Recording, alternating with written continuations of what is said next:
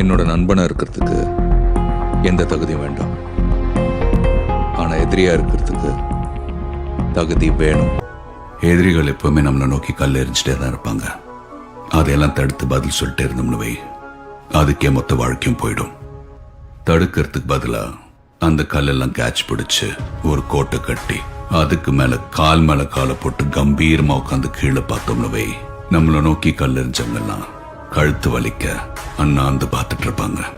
என் வாழ்க்கை ஒரு வட்டமோ சதுரமோ கிடையாது. மேலேயும் கீழேயும் போய் வர எனக்கு அது நேர்கோடு தான். போய்கிட்டே இருப்பேன். எவன் குறுக்க வந்தாலும் போய்கிட்டே இருப்பேன்.